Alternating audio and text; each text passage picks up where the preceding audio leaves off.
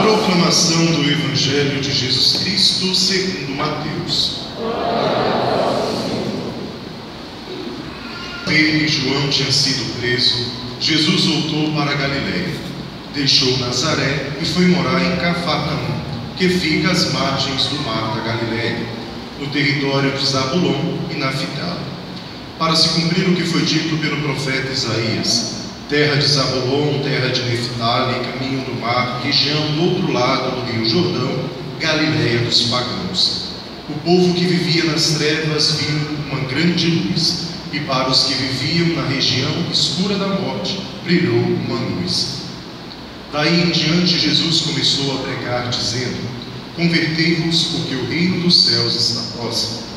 Quando Jesus andava à beira do mar da Galileia, viu dois irmãos, Simão, chamado Pedro, e seu irmão André. Estavam lançando a rede ao mar, pois eram pescadores.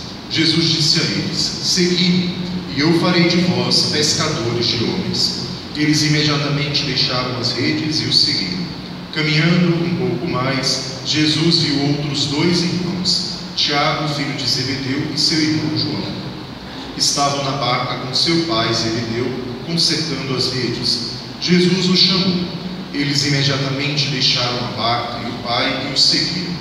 Jesus andava por toda a Galileia, ensinando em suas sinagogas, pregando o evangelho do reino e curando todo tipo de doença e enfermidade do povo.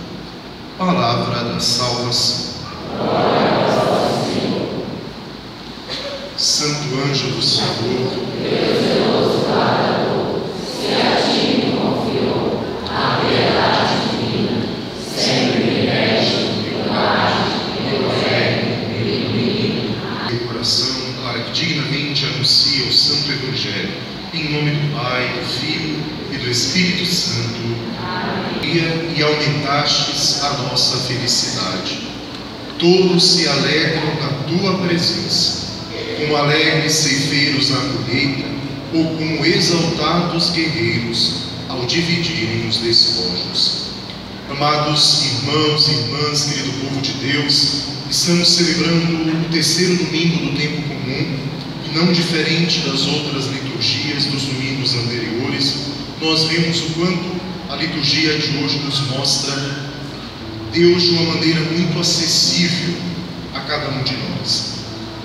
Nós percebemos que a temática principal da liturgia de hoje é o chamado de Jesus a sermos cristãos, a seguir a Ele após a conversão das nossas vidas. E justamente se dá a plenitude de toda a conversão através do seguimento de Jesus. Nós percebemos que ao longo de todo o contexto bíblico há uma percepção muito clara sobre aqueles que chamavam para seguir e aqueles que não chamavam. O Antigo Testamento, por exemplo, que é o ambiente de onde retiramos a primeira leitura de hoje, nós sabemos que muitos homens falavam em nome de Deus, como os profetas, por exemplo, que é o autor da primeira leitura de hoje. Esses homens, esses profetas e os demais personagens bíblicos do Antigo Testamento sempre apontavam para Deus e para o Filho dele que viria para salvar a todos. Mas os homens do Antigo Testamento não chamavam o povo para seguir a eles mesmos. Eles simplesmente comunicavam aquilo que Deus lhe inspirava e apontava para a vinda do Messias. No Novo Testamento se inaugura uma nova proposta por meio de Jesus. Jesus, quando vem no Novo Testamento, ele prega o reino de Deus, a conversão dos pecados, e também convida ao seguimento. No Antigo Testamento, o povo não tinha uma identidade.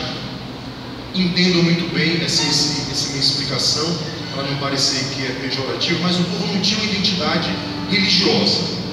O povo pertencia a uma tribo, a uma raça, era o povo de Abraão, era o povo de Israel, era o povo que pertencia especificamente a uma tribo, a uma raça.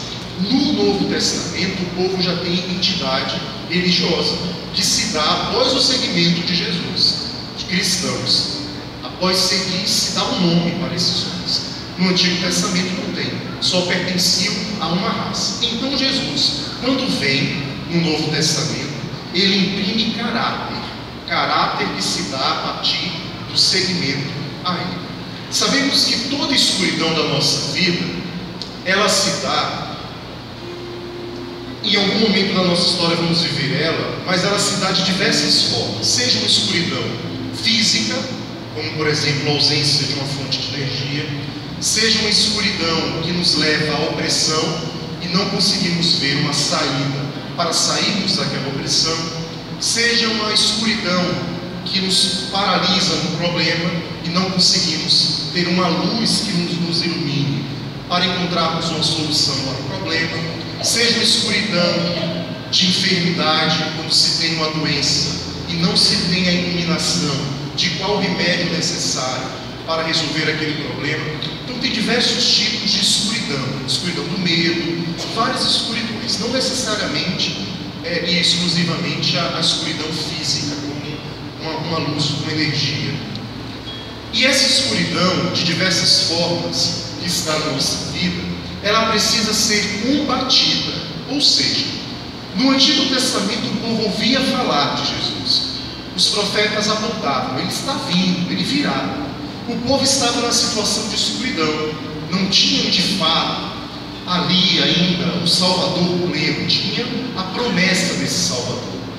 E é como se aquele povo que estivesse na escuridão, ao longe, pudesse enxergar um raio de luz vindo. E enxergando esse raio de luz, aquele povo se colocasse a caminho deste raio de luz, para poder contemplar de perto aquela luz que de longe eles já olhavam, mas que não iluminava eles ainda inteiramente. É como se fechássemos todas as portas da nossa casa e de manhã, quando o sol nasce, entra aquele raio de luz por entre a cortina. É mais ou menos isso. A proposta de Jesus se apresenta. Jesus, como luz, ele se deixa ser percebido. Não é um privilégio meu e seu encontrar Jesus. É um privilégio dele, é uma bondade dele que se deixa ser percebido. É uma luz que brilha. Primeiro brilha a luz, depois ela é vista. E Jesus é dessa forma. Jesus, que até então era falado, era dito, virá o Filho de Deus, a palavra se encarnará. E a partir da vinda dele, ele brilhou. É como se na escuridão surgisse aquele raio de luz e logo despertássemos a nossa visão.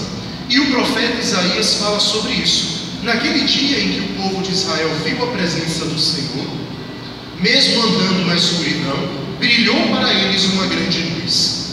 Brilhou para eles. Não significa que todos foram ao encontro. Significa que brilhou para eles uma grande luz. A luz se mostrou. Mas depois nós percebemos que a maioria do povo, se não todo o povo, a maioria, conseguiu seguir aquela luz que eles viam de longe. Por quê? Porque o profeta já dá o testemunho do que brotou daquela luz que chegou para aquele povo, quando ele diz que fizestes crescer a alegria.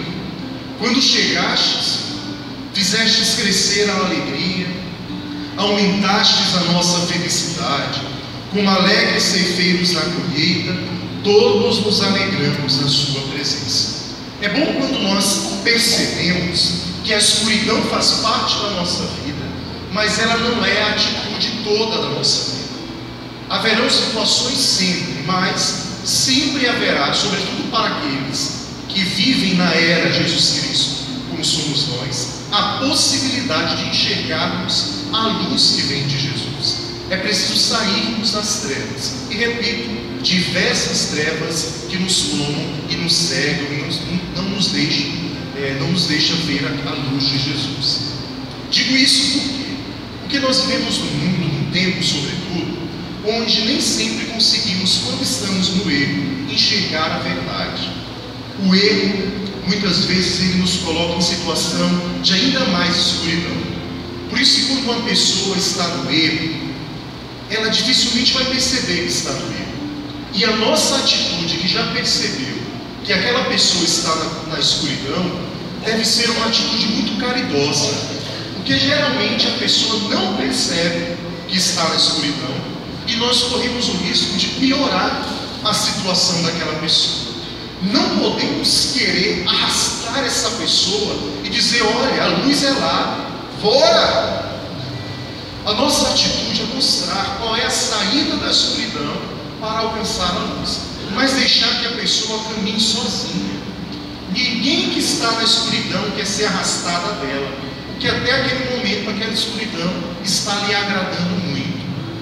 A postura cristã diante de uma pessoa que está nessa situação de escuridão, de erro e não consegue ver, que está naquele problema, primeiramente é o companheirismo, a proximidade. Por isso que Jesus ia onde estavam aqueles homens, ele ia até eles e chamava: vem me seguir. A proximidade é a primeira condição para tirar alguém de uma situação de escuridão. Se aproxime primeiro, não condene, não critique, não fique apontando o dedo para a pessoa, muito menos para o problema dela, porque, repito, ela pode ainda não ter percebido o problema no qual ela está fincada.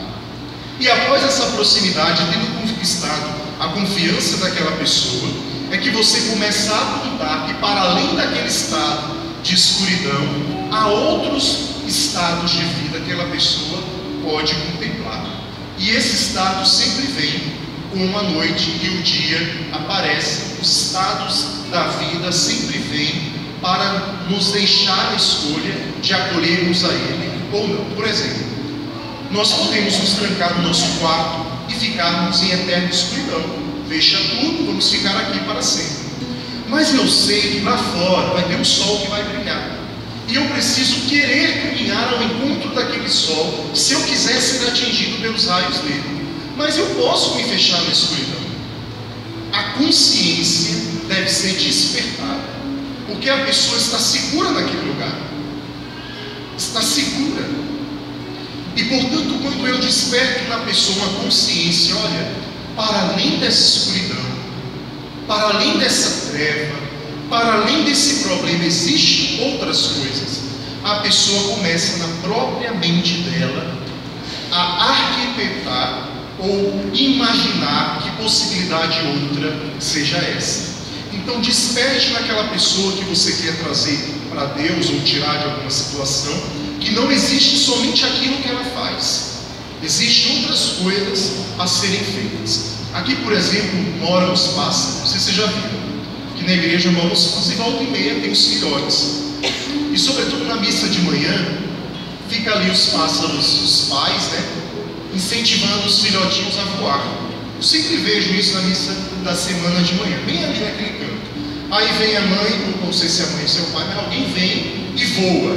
Aí dá uma volta na igreja, aí o outro fica ali com medo. Chega a hora que aquele filhotinho que está seguro ali, ele começa a ter a coragem de voar. Mas por quê? Porque ele viu que alguém mostrou para ele que existia uma situação para além daquela de inércia, paralisado ali. E assim deve ser a nossa atitude na vida dos outros que estão ao nosso redor. Não colocar no nosso ombro e carregar essas pessoas, porque senão não resolve o problema, mas apontar para elas uma possibilidade de saída. É tanto que os profetas, já que estamos falando da primeira leitura, eles tinham essa missão de dizer para aquele povo: virá Jesus, e quando ele vier, tudo que era treva se transformará em luz. O profeta desperta naquele povo uma expectativa da chegada de Jesus, e ao mesmo tempo já toma posse daquela realidade, quando ele fala dessa expectativa no presente. Ele diz assim: quando viestes, ou melhor, quando veio, trouxe alegria. Isso aqui é uma profecia. O profeta já antecipa pela sua profecia o que vai acontecer. É a grande confiança de um homem chamado profeta, que confia tanto naquela inspiração divina que teve, que quando vai transmitir para o povo, ele transmite de uma maneira que dá coragem. É como quando éramos crianças, por exemplo, que nós nos machucávamos e o mestiolate ardia naquela época. E os nossos pais nos incentivavam e diziam assim: vai arder, mas vai melhorar o problema. Ou então, quando nós íamos tomar uma injeção, vai sentir só uma picadinha e vai passar. Alguém tinha que nos dar coragem. E é assim, vai. Ou então aquela coisa que eu contei de outra vez na missa, da bicicleta, que primeiro é com a rodinha lateral, depois o pai tira a rodinha lateral e diz: vai, é hora de ir. Alguém precisa incentivar, e nós precisamos resgatar essa capacidade que todos nós temos de incentivar alguém a sair de um problema. Não pensar que somente eu tenho um problema e que só eu preciso receber. Talvez você tenha hoje na sua vida um grande problema, mas certamente ao seu redor tem outras pessoas que também estão passando por problemas. E quando você ajuda alguém a sair de um problema, Deus te ajuda a você a sair dos seus problemas, porque Deus não deixa desamparado uma pessoa que ajuda a outra na vida, seja no que for. O compromisso de ajudar leva-nos ao encontro com a proteção de Deus. Mas você pode pensar, mas eu estou no problema, como que eu vou ajudar alguém? Faça experiência de ajudar, de partilhar o que você pode, e você perceberá que Deus não te deixará sozinho.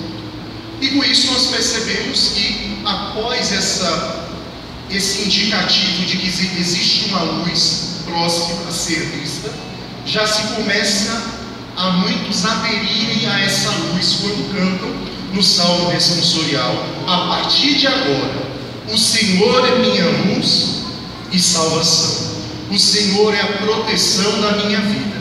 Aquilo que anteriormente era protegido pela escuridão passa a ser protegido pelo Senhor, mas se tornou possível isso porque aquela pessoa caminhou ao encontro da luz. Entendam muito bem isso e friso novamente: a luz ela se dá, mas nós precisamos ir ao encontro dela. Percebam os insetos, por exemplo, quando é época de chuva, que aparece um monte de insetinhos voando ao redor da lâmpada. A nossa atitude cristã, desculpem o comparativo, mas deve ser assim quando se percebe Jesus. Devemos voar com todas as nossas forças. O inseto, quando ele vê uma luz, parece que ele não pensa em mais nada. Ele se joga naquela luz. Ele fica voando até ele conseguir. Às vezes consegue, às vezes não consegue. Mas o inseto, ele coloca naquela vontade dele todas as suas forças para se aproximar da luz. Nós, quando percebemos Jesus, quando se percebe Jesus, devemos ter a mesma atitude, a atitude de querer ir ao encontro dele. Por quê? Quanto mais próximos estamos de algo, melhor vemos aquilo. Por exemplo, se nós olharmos aquela grade lá no fundo, daqui eu consigo ver aquela grade. Porém, se eu me aproximar daquela grade, eu verei os detalhes que existem naquela grade. De longe nós podemos enxergar Jesus, mas quanto mais próximo de Jesus eu estiver, melhores serão os detalhes que eu poderei perceber em razão da minha proximidade com Jesus. Por isso vocês saíram de casa e vieram aqui, porque de algum modo brilhou um raio de luz na vida de vocês, e vocês vieram aqui para se aproximar de Jesus e perceber que todos nós viemos fazer a mesma coisa aqui. E isso é a igreja, que é o tema da segunda leitura de hoje, quando nós nos reunimos, vindo de diversos lugares e formamos um único povo. E esse povo está voltado para o mesmo lugar, que é o altar de Deus. Inclusive aqueles que servem ao altar e o sacerdote sentam-se voltados para o altar, porque existe uma centralidade do nosso estar aqui. O nosso estar aqui toma toda o seu significado nessa centralidade que é o altar de Deus. Então, mesmo sendo cada um de nós pessoas diferentes, nós nos voltamos para o mesmo eixo, para o mesmo mistério, e há necessidade, a partir disso, de vivermos em harmonia entre nós. Porque, repito, seremos sempre diferentes uns dos outros. Mas isso não impede que nós sejamos harmônicos no nosso modo de pensar, no nosso modo de caminhar, no nosso modo de falar. O cristianismo tem o seu diferencial sobretudo nisso. A capacidade que Jesus Cristo teve de olhar uma grande multidão tão diferente entre si, mas ao mesmo tempo congregar todo esse povo ao redor dele. Jesus teve essa capacidade de pescar muitos peixes, baleia, tubarão, sal, todo tipo de peixe, e fazer esses peixes tão diferentes constituírem o mesmo cardume que nadam numa mesma direção. Vocês já perceberam um cardume de peixe, por exemplo? É bonito quando nós percebemos e que parece que eles ensaiaram aquele percurso por onde eles nadam. Assim deve ser o cristianismo. Tão diferentes, mas constituindo o mesmo cardume, que nadam em direção ao mesmo Senhor, ao mesmo Deus. E quando nós falamos de pescaria, logo nos damos conta daquilo que foi o evangelho de hoje, quando Jesus começou a pescar os primeiros. Eu dizia que o povo começou a adquirir uma identidade. Antigamente o povo era chamado de tribo, de raças, e com a vinda de Jesus o povo começou a ser chamados de cristãos. E Jesus começou a pescar. Ele ia pregar, pescava. Era você. E vamos imaginar uma pesca. A pessoa do pescador é muito paciente. E ele coloca lá a sua isca no anzol, estende as mãos e coloca no mar aquela isca presa naquele anzol. E o peixe, de algum modo, ele é atraído por aquela isca, porque nós sabemos que tipo de peixe queremos pescar, por isso escolhemos o tipo de isca específica. Jesus, quando nos pesca a nós, ele nos pesca com alguma isca também. Talvez você não tenha noção disso, mas Jesus te trouxe à igreja por alguma via específica. Algum motivo você mordeu a isca de Jesus e você veio para cá. Nós viemos para cá. E Jesus sabia que peixe éramos nós e usou daquela isca específica do nosso ser e nos trouxe para cá. E uma vez tomados pelaquele anzol que nos prendeu, nós não mais queríamos voltar para o mar antigo, porque já estávamos envolvidos nesse novo mar, que é o mar de Jesus Cristo. Percebam que Jesus, ele pesca na individualidade. Jesus caminhou, pescou aquele peixe. Caminhou um pouco mais, pescou aquilo. Caminhou, mudou de cidade, pescou aquele peixe. Jesus nunca pescou de rede e nunca pescou de tarrafa. Jesus pescava no anzol, pegava cada um que ele queria. E Jesus nos pegou. Jesus te pegou, não sei como, mas ele te pegou com alguma isca. Se você tentar recordar a sua chegada na igreja, você vai, pelo menos, ter uma noção de qual foi a isca que você mordeu para você estar aqui. E isso dá sentido a quando eu dizia que nós somos um grande cardume, um cardume de peixes tão diferentes, mas que constitui o único cardume diverso que nada juntos. Deu para entender? Não é um cardume de um único tipo de pessoa. É um cardume de muitos tipos diferentes, mas que juntos formam um único cardume, o cardume que damos o nome de cristãos. Estou usando essa linguagem para que vocês entendam mais facilmente a proposta cristã. E esse cardume sempre está ali em volta daquilo que é a centralidade, que é o próprio Jesus. E outra coisa que nos é interessante percebermos é que a autoridade de Jesus ela é muito necessária, porque Jesus, quando chama, percebam a resposta aqui que tem no Evangelho, e Jesus os chamou.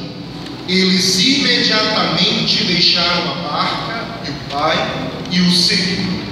A voz de Jesus é uma voz que no íntimo daqueles homens, mesmo ainda não conhecendo de fato a Jesus, já era uma voz familiar. É tanto que quando Jesus chamava, ninguém dizia não para ele. É aquela voz que gera confiança, vem. É tanto que quando Jesus chamava, eu posso estar enganado, mas eu não me recordo de algum chamamento de Jesus no qual ele teve um não como resposta. E essa intimidade de Jesus motiva a nossa intimidade nas nossas relações familiares e sociais. Quero concluir com esse exemplo para que possamos ilustrar esta família. A família cristã, que somos nós, que vivemos nessa harmonia, apesar de sermos tão diferentes, devemos entender que cada um de nós somos uma identidade específica ao redor de uma grande identidade comum, que é o cristianismo. Ódio. Dentro de uma família é do mesmo modo. Numa família existe o pai, existe a mãe, existe o filho ou os filhos, existe o primeiro, o segundo, o terceiro, o quarto, o quinto, o sexto. Cada filho é diferente do outro. Um é o 13º filho, o outro é o primeiro, o outro é o quinto, ou eu sou o filho do meio, eu sou o caçula. Na família cada um exerce o seu papel. E esse papel dentro da família deve ser muito bem definido. A primeira educação que se deve dar a uma criança é a percepção de quem é o pai e a percepção de quem é a mãe. Depois, quando vem o irmão, a percepção de quem é o irmão. Por que eu digo isso? De modo que possamos desconstruir uma cultura que temos edificado ao longo dos anos, que é a cultura do, por exemplo, de ouvirmos falar, de alguém falar assim: eu não tenho pai, mas a minha mãe é minha mãe e meu pai. A sua mãe pode ser uma ótima mãe, a melhor mãe do mundo, mas ela nunca vai ser sua mãe e seu pai. A sua mãe é sua mãe, guerreira, corajosa, batalhadora, trabalhou muito para te criar, mas ela nunca vai ser seu pai. Nós precisamos parar de usar essas mentalidades, ou ao contrário, que nós sabemos que tem muitos homens que criam os filhos sozinhos, por exemplo. Ele pode ser um bom pai, fazer inclusive os ofícios que a mãe faria na vida daquela criança, mas aquele pai nunca vai ser mãe. Ele vai ser para aquela criança e deve ser para ela sempre pai. E no fundo há naquela criança uma carência, ou masculina ou feminina. Ou se trabalha isso na infância da criança, ou isso gera um grande problema depois de confusão na cabeça da criança. Como que minha mãe é minha mãe e meu pai? Como que meu pai é meu pai e minha mãe? E depois começa a levar isso para a relação com os irmãos. E aí aquela relação de ausência de compromisso entre irmãos, por exemplo, a maneira como nós respondemos um irmão nosso que nos chama a atenção para algo, não deve ser a maneira como respondemos os nossos pais quando eles nos chamam a atenção para algo. Se nós não soubermos estabelecer os limites na vida de uma criança, do mesmo modo que ela responde mal o irmão, quando implica com ela vai responder mal o pai e a mãe quando estes implicar também com a criança. A necessidade de estabelecermos a identidade familiar evita a posteriori muitos problemas que depois nós choramos para querer resolver, mas que não dá mais tempo.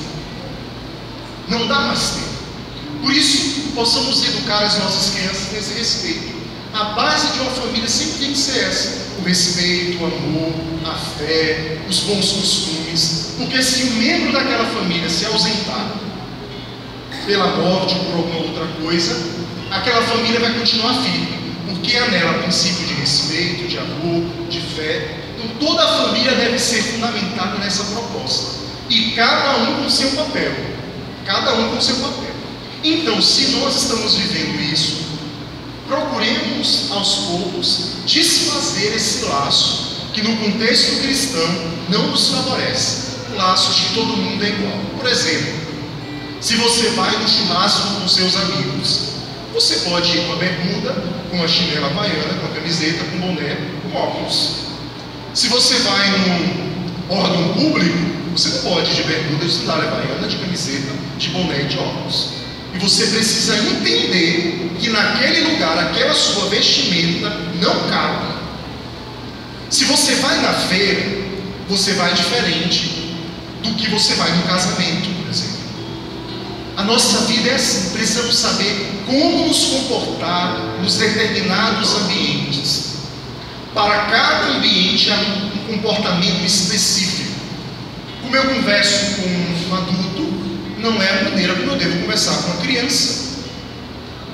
Filho nosso, escuta isso, pai e mãe, filho nosso não conversa tudo na presença de pai e de mãe, não. Nenhum filho conversa todo tipo de assunto na presença de pai e de mãe. Mas quem pai e tem mãe que esquece o movimento inverso, conversa tudo na frente do filho. E as crianças hoje nós sabemos que são muito mais espertas do que nós quando éramos crianças. Você falou uma coisinha, já pegou no ar, e ela conta para todo mundo depois que ela ouviu. Então, pais, tenham cuidado com o que nós conversamos na frente das crianças, dos filhos. Determinadas coisas, por exemplo, são intimidade do casal.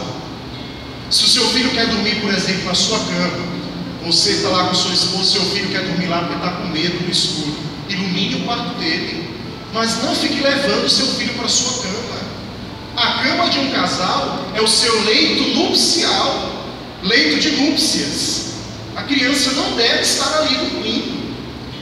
Claro, acontece uma doença, alguma coisa, mas no ordinário do dia a dia, não se pode, não se deve ficar levando a criança para lá. Uma hora ela vai ver uma coisa que vai ser um problema.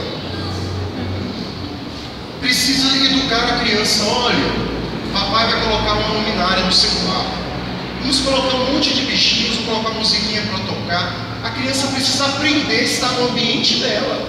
Porque depois vem, você marca uma reunião na sua casa, com seus amigos, assunto sério, resolver um projeto futuro, um problema. Aí a criança fica lá cruzando o caminho, não sabe o lugar dela. Porque você sempre deixou ela estar em todos os lugares. Quem de nós não lembra quando os nossos pais, quando chegava uma visita em casa, diziam: lugar de criança, quando tem adulto conversando, a criança fica no quarto. A criança vai lá para a área. Vocês não viveram isso, não? Pois é. E as nossas crianças hoje precisam ser reeducadas nessa proposta. Uma proposta de harmonia. E tudo vai fluir bem. Tudo vai acontecer. E é bonito quando nós vemos uma família que é tão diferente, mas ao mesmo tempo muito respeitosa entre si. Muito respeitosa. Por exemplo, tem pessoas que vai visitar sua esposa, não vai te visitar. Perceba que ela vai visitar sua esposa. Tem pessoas que vão visitar o seu marido. Você pode, claro, fazer ação, mas se é uma visita específica, não nos cabe. Veja que o policial é esperto. O policial, quando quer nos falar alguma coisa no trânsito, você está no carro com a sua família, a policial desce aí, senhor Alex, como aqui, te leva no canto, quer te falar alguma coisa. Ele te fala, ausente daquele ambiente ali. E na vida tem que ser assim. Até para corrigir os nossos filhos, precisamos usar isso também.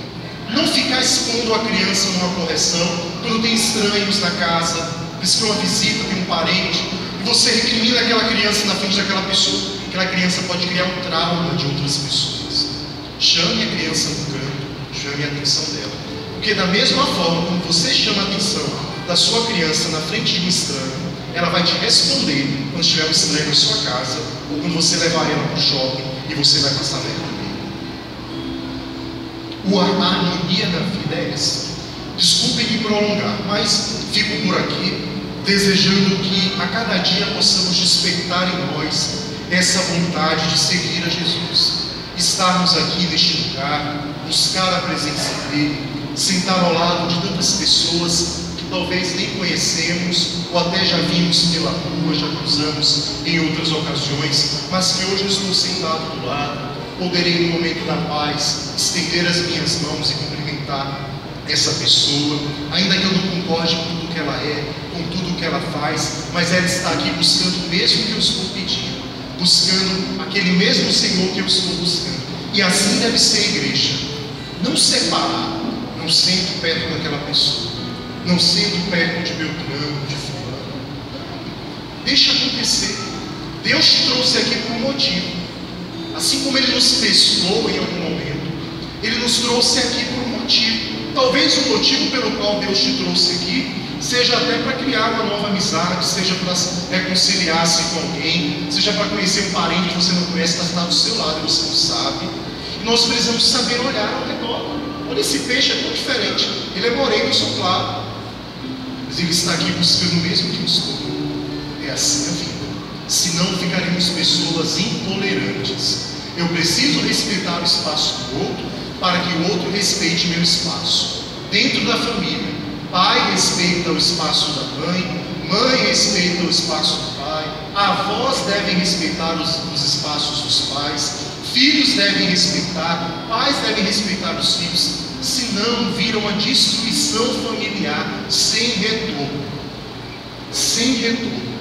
Que Deus nos dê essa graça, meus irmãos, de sermos sempre assim, pessoas harmoniosas. Não é fácil, confesso para vocês que não é uma tarefa fácil, mas uma tarefa muito necessária, porque nós estamos aos poucos nos destruindo pela nossa intolerância. Basta acompanharmos tudo que está acontecendo por aí no mundo afora. É muita intolerância. Estamos aos poucos nos destruindo. Um erro de alguém, por pequeno que seja, se torna o maior escândalo de todo o planeta, porque somos intolerantes e não lembramos que aquele erro pode acontecer comigo e com você amanhã. Então que Deus nos ajude, que Nossa Senhora, como modelo de proximidade ao Senhor, nos inspire a sempre tomar o Senhor como centro da nossa vida, de modo que, assim como a felicidade invadiu a vida daquele povo, possa atingir a minha vida, a sua vida e a vida da sua família. Deus te abençoe. Louvado seja nosso Senhor.